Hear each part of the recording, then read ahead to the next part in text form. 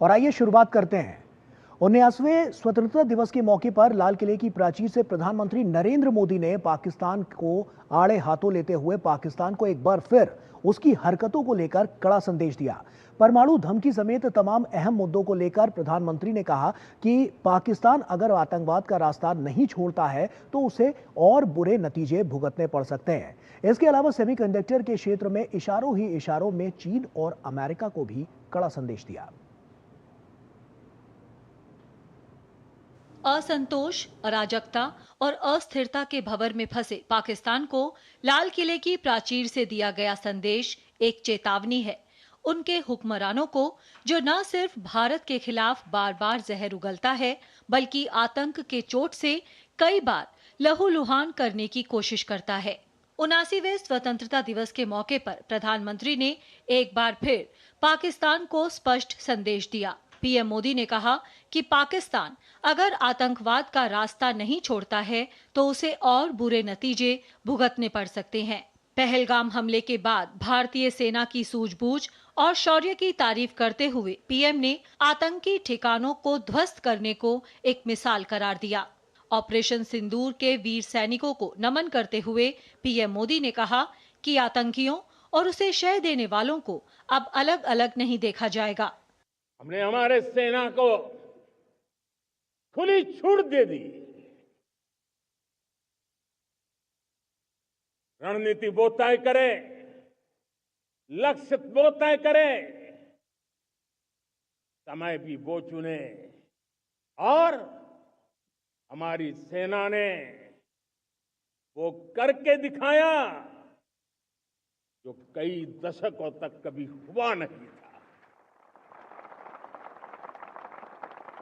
सैकड़ों किलोमीटर दुश्मन की धरती पर घुस करके आतंकी इमारतों को खंडहर बना दिया। पाकिस्तान द्वारा हाल ही में दी गई परमाणु धमकी पर पीएम ने करारा जवाब दिया। उन्होंने कहा कि देश की सेना पाकिस्तान के हर हमले का माकूल जवाब देगी। पीएम मोदी ने एक बार फिर दोहराया कि पानी और खून दोनों एक साथ नहीं बह सकता। न्यूक्लियर ब्लैकमेल लंबे अरसे से चलाया, अब वो ब्लैकमेल नहीं सहा जाएगा।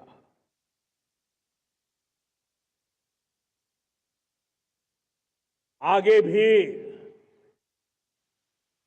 अगर दुश्मनों ने ये कोशिश जारी रखी,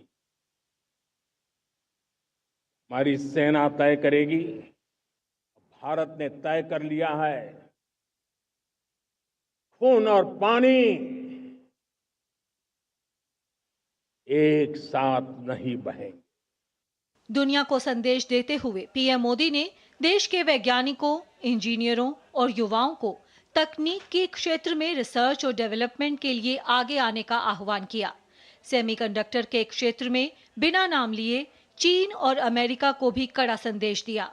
उन्होंने कहा कि सेमीकंडक्टर में महारत हासिल कर चुके देशों को जल्द ही भारत की ताकत का एहसास हो जाएगा, क्योंकि सरकार ने अब मिशन मोड में सेमीकंडक्टर के क्षेत्र में आगे बढ़ने का फैसला कर लिया है। 6 अलग अलग सेमीकंडक्टर के यूनिट्स जमीन पर उतर रहे हैं। 4 नए यूनिट्स को हमने ऑलरेडी हरी झंडी दिखा दी है, ग्रीन सिग्नल दे दिया है।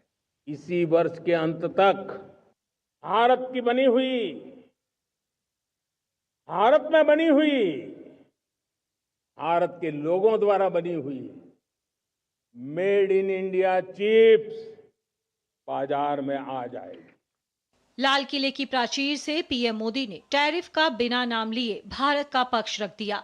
देश के किसानों, पशुपालकों, मछुआरों को सबसे बड़ी प्राथमिकता बताते हुए उन्होंने किसी भी अहितकारी नीति को समर्थन नहीं देने की बात कही। पीएम का ये बयान ऐसे समय में आया जब ट्रंप टैरिफ को लेकर दुनिया के देश चिंतित दिखाई दे रहे हैं। आत्मनिर्भरता के संकल्प को मजबूत करने की अपील करते हुए उन्होंने लोगों से स्वदेशी को अपनाने का आह्वान किया।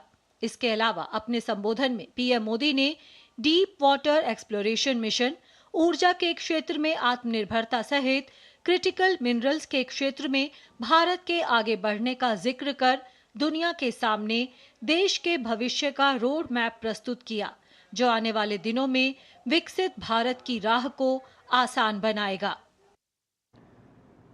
तो साफ तौर पर प्रधानमंत्री नरेंद्र मोदी ने जो टूक की है वो पाकिस्तान को एक चेतावनी की तरह नजर आ रही है, और साफ तौर पर जिस तरह से पाकिस्तान की जो कार्यशैली रही है उसको लेकर भी तमाम जो बड़ी बातें हैं वो निकलकर सामने आ रही हैं। तो ऐसे में आइए इसी पर चर्चा भी करते हैं। प्रोफेसर अंशु जोशी हमारे साथ जुड़ रही हैं, school of international studies JNU. Anshu ji, बहुत स्वागत आपका, और उसी के साथ आपको बहुत बहुत शुभकामनाएं भी स्वतंत्रता दिवस की। और उसी के साथ जो सबसे पहला सवाल है, क्योंकि प्रधानमंत्री नरेंद्र मोदी ने जो दो टूक एक बार फिर से ऑपरेशन सिंदूर के बाद से पाकिस्तान को चेताया है कि इस तरह की हरकतें बंद कर दे, नहीं तो इसका जो अंजाम है वो और भी भयानक हो सकता है आने वाले समय में। तो ऐसे में पहले भी हमने देखा इसको लेकर तमाम नीतिगत निर्णय लिए गए और आने वाले भविष्य में भी लिए जा सकते हैं। पाकिस्तान के लिए कितनी बड़ी करारी चोट जब इंटरनेशनल फोरम पर पाकिस्तान एक्सपोज होता हुआ नजर आया। गौरव जी, सबसे पहले तो मैं दूरदर्शन के माध्यम से अपने सभी भारतीय भाइयों और बहनों को स्वतंत्रता दिवस की शुभकामनाएं प्रेषित करती हूं। हम सभी को बहुत गर्व है कि हमने भारत माँ की गोद में जन्म लिया है। एक ऐसा देश जो आज सबसे यंगेस्ट पॉपुलेशन वाले देश के रूप में जाना जाता है, लेकिन सबसे पुरानी सभ्यता भी है। भारत की ज्ञान परंपरा को पूरा विश्व सराहता है, मानता है, अपनाता है, और विश्व की चौथी सबसे तेजी से बढ़ती हम अर्थव्यवस्था हैं। सो ऐसे देश के स्वतंत्रता दिवस पर जब लाल किले की प्राचीर से हमारे माननीय प्रधानमंत्री ने आज अपना उद्बोधन दिया, निर्विवाद रूप से निस्संदेह एक बहुत ही श्रेष्ठ भाषण रहा, और इसमें उन्होंने अपने देश की बात तो की, भारत किस तरह से तेजी से विकास की यात्रा पर अनवरत आगे बढ़ रहा है, स्केल की बात की, स्पीड की बात की, बहुत सारे बिंदुओं को उन्होंने अपने भाषण में इनका उल्लेख किया। सबसे महत्वपूर्ण ये देखना था कि वे ट्रंप के लगाए टैरिफ के बाद भी किसी प्रकार के दबाव में नहीं दिखे। वही आन बान और शान हमारे माननीय प्रधानमंत्री की दिखी, और पाकिस्तान को उसी आन बान की शान के साथ उन्होंने कड़ी चेतावनी दी कि पहलगाम हमले जैसे आतंकवादी हमले भारत किसी कीमत पर सहन नहीं करेगा, और जो टेररिज्म को स्पॉन्सर करने वाले स्टेट्स हैं वो इस चीज को कान खोल करके सुन ले कि भारत आतंकवाद का 1 इंच भी बर्दाश्त नहीं कर सकता। और ये संदेश भी उन्होंने पाकिस्तान को सीधे सीधे दिया कि operation Sindoor is a new normal. तो ये एक पॉज्ड ऑपरेशन है। जब जब पाकिस्तान इस तरह की कोई भी गतिविधि भारत के अगेंस्ट प्लान करेगा तो उसे मुंह तोड़ जवाब मिलेगा। और सबसे महत्वपूर्ण कूटनीतिक बयान, खून और पानी साथ में नहीं बह सकते। तो जो इंडस वाटर ट्रीटी है वो सस्पेंडेड रहेगी गौरव जी, क्योंकि पाकिस्तान की तरफ से कभी धमकी के रूप में, कभी एक अनुरोध के रूप में इस बात को बार बार उठाया जा रहा है कि भारत इस सस्पेंडेड संधि को फिर से शुरू करे, ताकि पाकिस्तान की जनता में हाहाकार न हो और वहां की जो कृषि है वो प्रभावित ना हो, और उसे अनवरत भारत से वैसे ही पानी मिलता रहे जैसे पहले मिल रहा था। लेकिन आज हमारे माननीय प्रधानमंत्री ने स्पष्ट कर दिया कि इस प्रकार की व्यवस्था नहीं हो सकती। निश्चित तौर पर, और ये कदम इसलिए भी उठाए गए क्योंकि पाकिस्तान की हरकतें उसके बाद भी साफ तौर पर वैसी ही नजर आ रही है। अमूमन जैसा कि हमने देखा कि कल बीता दिन जिस तरह से पाकिस्तान के जो वहां के प्रधानमंत्री उन्होंने भी जिस तरह की बातें कही, वो भी कहीं ना कहीं ये सवाल और ज्यादा पुख्ता कर रही हैं कि आखिर हुई तो पाकिस्तान की हार है, लेकिन वो उसको जीत में तब्दील करके दुनिया को एक भ्रामक जानकारी देता हुआ नजर आ रहा है, और जबकि सच क्या है ये पूरी दुनिया जानती है। ऐसे में भारत का जो अभी का मौजूदा सिस्टम है, हम देख रहे हैं कि वो समय के साथ और मजबूत होता हुआ नजर आ रहा है। तो क्या ये पाकिस्तान के लिए और बड़ी हार का एक नतीजा बनते हुए नजर आएगा, क्योंकि हम देख रहे हैं आत्मनिर्भरता की ओर भारत तेज गति से बढ़ता हुआ नजर आ रहा है, और यही बात प्रधानमंत्री नरेंद्र मोदी ने भी कही है। गौरव जी, आपने बहुत सुंदर बिंदु इस चर्चा में जोड़ा है। मैं तो कहूंगी कि पाकिस्तान हार नहीं रहा, पाकिस्तान एक हारा हुआ देश है, वो एक फेल्ड स्टेट है। आप यदि सरकार की दृष्टि से देखें तो पाकिस्तान की सेना आज वहां की सरकार को चला रही है। किस प्रकार का लोकतांत्रिक देश है पाकिस्तान, कि जिसके राष्ट्रपति या प्रधानमंत्री को ट्रंप नहीं बुलाते, वहां के जो मिलिट्री चीफ है मुनीर, उनको बार बार यूएस का निमंत्रण दिया जाता है। आप यदि पाकिस्तान की जीडीपी को देखें तो इस वक्त क्या है, और भारत की यदि जीडीपी को देखें तो क्या है। यदि आप पाकिस्तान की वहां की जो सामाजिक स्थितियां हैं, इन्फ्लेशन की जिस प्रकार की स्थिति बनी हुई है, अनएम्प्लॉयमेंट की जिस प्रकार की स्थिति बनी हुई है, जिस तरह के वीडियोस पूरी दुनिया के सामने आते रहते हैं, पूरा विश्व आज की हाईली एडवांस्ड टेक्नोलॉजी के जमाने में जानता है कि पाकिस्तान की क्या स्थिति है। कटोरा लेकर के हर जगह जाकर के पाकिस्तान एड की या सहायता की मांग करता रहता है। लेकिन यदि हम भारत को देखें तो हम विश्व की सबसे तेजी से बढ़ती हुई अर्थव्यवस्था है, चौथी अर्थव्यवस्था है, और मजबूती से आगे बढ़ रहे हैं।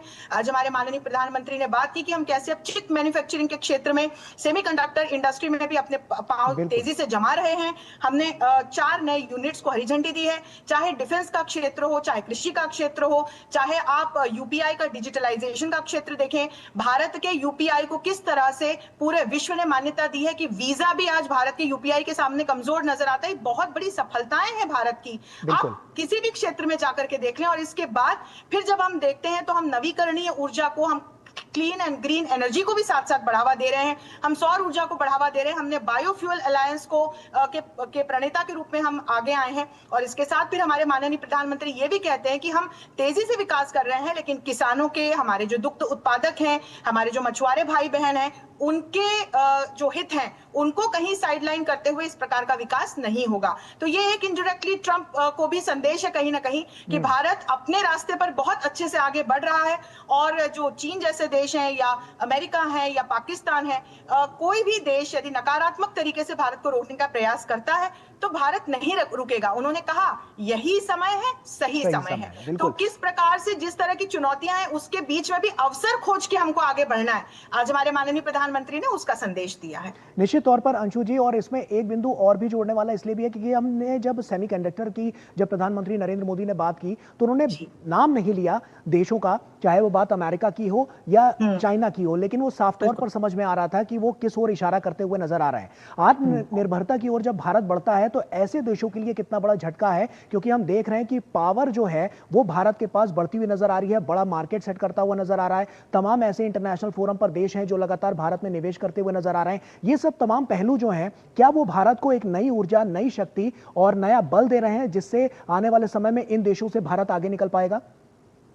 निश्चित तौर पर गौरव जी, मैं आपको एक उदाहरण दूं कि जब कोविड-19 के काले साए में पूरी दुनिया घिरी थी, तब ये तमाम विकसित देश अपने यहाँ वैक्सीन बना पाने में जब तक सफल हुए, कुछ असफल रहे, तब तक भारत ने न सिर्फ अपने देश में सफलतापूर्वक बहुत इफेक्टिव वैक्सीन बनाए और साथ साथ 150 से भी अधिक देशों को भेज करके वैक्सीन मैत्री की नई शुरुआत की। तो भारत एक ऐसा देश है जिसके पास बहुत बड़ा मार्केट भी है, R&D की कैपेसिटी भी है, हमारे पास एक बहुत यंग पॉपुलेशन भी है और हमारे पास सबसे बड़ी बात, हमारे पास जज्बा है। और हम ग्लोबल साउथ के माध्यम से जिस तरह से लाइक माइंडेड नेशंस के साथ हाथ मिला रहे हैं, अभी हमारे माननीय प्रधानमंत्री जिस तरह से 5 देशों की यात्राओं पर गए, तो उसमें घाना, अर्जेंटीना और ब्राजील जैसे देशों के साथ जो क्रिटिकल मिनरल्स को लेकर महत्वपूर्ण चर्चा, MOU साइन हुए हैं, ये इसी दिशा में अब जो हम चिप मैन्युफैक्चरिंग और सेमीकंडक्टर इंडस्ट्री की दिशा में निश्चित तौर पर अंशु जी, ये तमाम ऐसे पहलू हैं जिनको समझना बहुत जरूरी है और साथ ही साथ